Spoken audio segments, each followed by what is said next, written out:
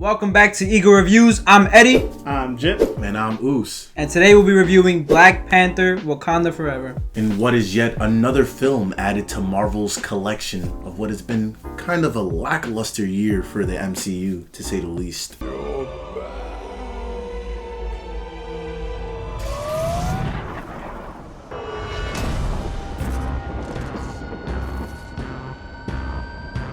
But I think this is where they turned it around.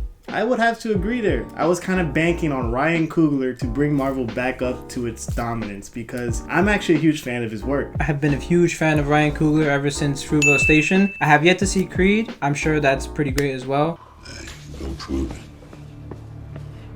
Now, I know Marvel tends to have hired hands, as Quentin Tarantino has been saying. You know, when you're getting a movie directed by Ryan Coogler, you're gonna get what Ryan Coogler does. He's an actual storyteller, and he was actually doing the writing behind this one. The thing about Black Panther is that it never fails to amaze us with the spectacular world building and cinematography throughout the film. While the movie was very enjoyable during the exposition, I do feel like they could have taken a little more time to recognize Chadwick Boseman. I'd have to disagree. I actually kind of liked how the beginning was set on Chadwick, whereas the rest of the movie was just its own story, and now we have to move on with our protectors. You're still kind of hoping for that movie that we were supposed to get with Chadwick. For the circumstances being, they did an incredible job of just having this nation versus nation just colliding as one, and it felt really grand and epic in scale. Now, I'm not sure where you guys land on this, however, I truly believe that the role of T'Challa should have been recasted. Black Panther is too big of a character for you to just let go in such an early state. We only had him in a couple of movies, and although Chadwick is obviously amazing, I feel like we should have gone and explored his character way more in depth. I agree with that wholeheartedly because I feel like they created a notion where everyone can be Black Panther, everyone can be a superhero, and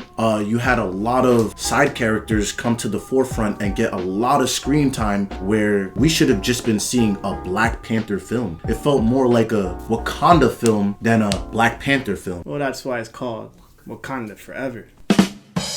No, it worked perfectly. But to add on, that's also why I kind of love this movie. It didn't feel like your typical superhero movie. You do have your typical hero's path with, I'm not going to spoil you, but whoever takes the mantle of Black Panther. The recent Marvel films have been dealing with the fate of the world and all these like space and celestials, and this one kind of brought it back down to a simpler tale, and I liked it.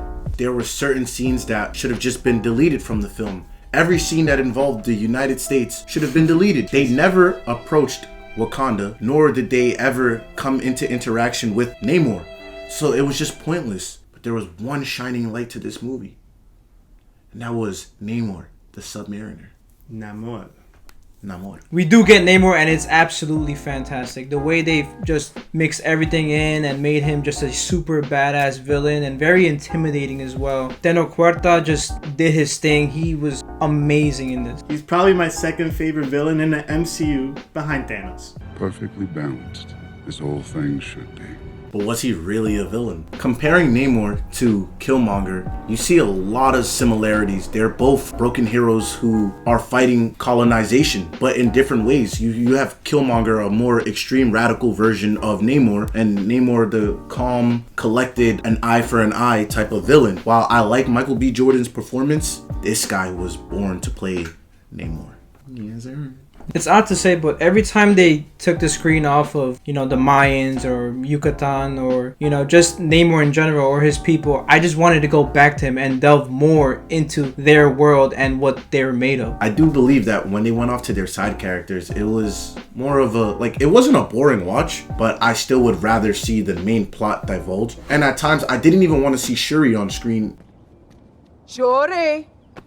Sorry, mother. Her performance in Black Panther 1 was extremely better than the performance that she gave in Black Panther 2. I'd have to disagree because I feel like Shuri is way more present in this one. So in the first one you get, Kid Shuri, where she doesn't have to deal with the main problems and all, but this one she has to carry everything on her shoulders. Now, I don't think Shuri's character was written all that well. However, I do think that Letitia Wright gave an astounding performance. I disagree though, because I don't feel like the emotional aspect was hitting at all in this movie. It was hitting for other characters such as Namor, because you actually felt what he was going through, because this is something that actually happened in history. With the Wakandans, you didn't really feel that, because one time after another, it was just thrown right at you. All right, this person is dead. This person is dead. This person is dead. I lose everything. Do I become the hero that I need to be, or do I become the hero for somebody else? I'm gonna have to take Us's side a little bit here, because although Shuri wasn't bad, I didn't think she was like the performance you want to see in this movie. However, I really felt that the performances were carried by the characters like the Queen and Lupita's character and the bald girl with the spear that I cannot remember her name. Thank you, Us. I feel like things happened a little bit too much and it felt a little bit cliche. But I really feel like this movie just replaced Shuri with another Shuri by bringing in Ironheart. Riri. Yes, Ironheart. A girl who was supposed to be smarter than Shuri, who ended up not being as smart as Shuri. Wakanda, being the powerhouse of the world, as we know up till now, showed that they're incapable of solving the easiest problems that they should have just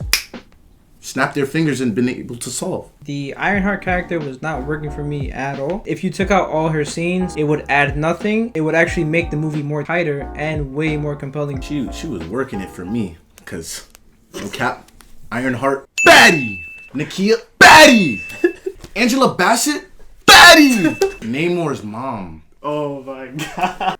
Ooh, baddie! The baddest one in that film. You gotta watch it and see what I'm seeing.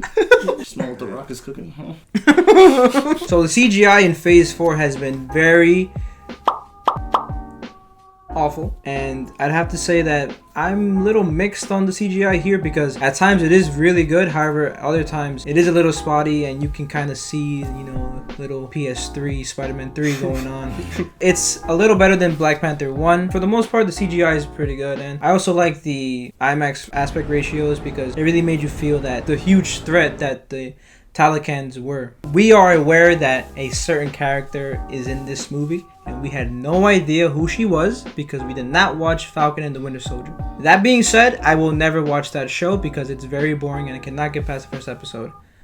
Moving on. Third act is kind of where this movie falls apart, and that is because that's where all this typical superhero shenanigans happen. Ryan Coogler is really amazing with those emotional heartbeat close-up camera shot scenes where characters are just, you know, expressing themselves, but once they got to like the punchy bits, I just could not handle it. I don't think he's quite there at directing action. As for a lot of the MCU, the action isn't the strongest part, it's more so the characters. The movie is solely dependent on these characters getting you through this entire movie. Certain action scenes, I should say, are directed way better than others. For example, the war scenes aren't that great, besides Namor just duking it out. I've never liked war scenes in any MCU film. This is coming from a Lord of the Rings guy, a Braveheart dude. For some reason, that these MCU wars just love running at each other sporadically with no formation whatsoever, and it just drives me crazy. I could get by that. What was really the main issue with the action in general was that it kind of felt like these heroes just blew by their opponent kind of a bit too fast and too easy. Hot take alert. The music in this film was leagues ahead of Black Panther 1, because I just felt like... Let me stop you there. No, nigga. No. No. No. No. Nigga. No. So Black Panther Wakanda Forever does have a mid-credit scene, and if you haven't seen the movie, just click out of the video. So what do you guys think about the mid-credit scene? I feel like it was the cheesiest hunk of garbage ever. Where do we go from here?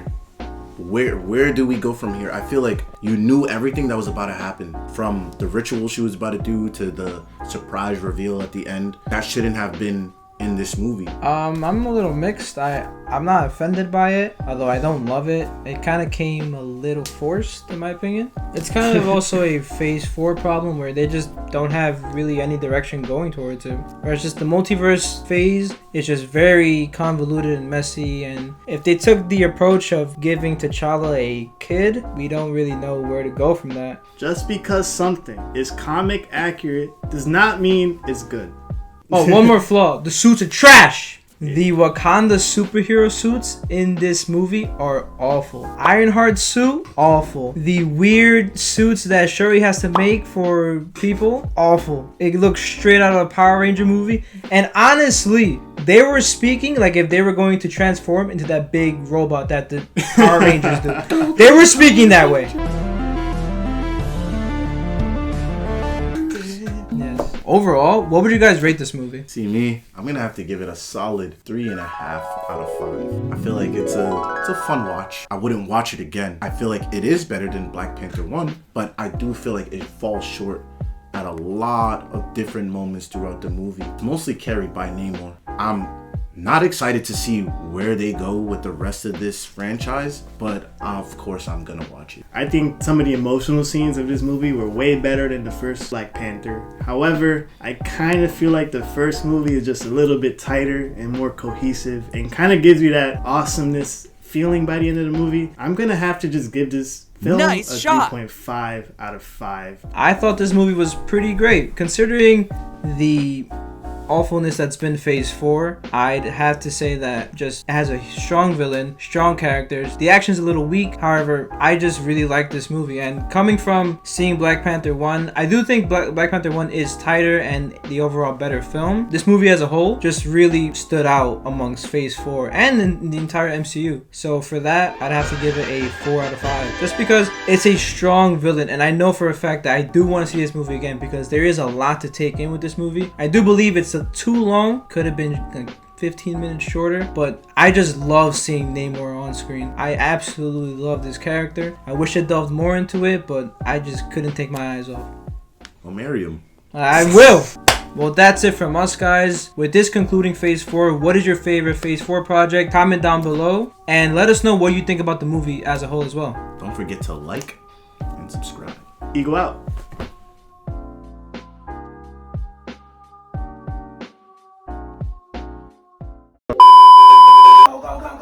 You are now being promoted to main character. What do you think about the movie? Bro, I'm just a sound guy, bro. You want my opinion? Listen, one word: Mexican Black Panther, El Dios. Oh no, Hijo de Satanás, no amore. 4 out of 5.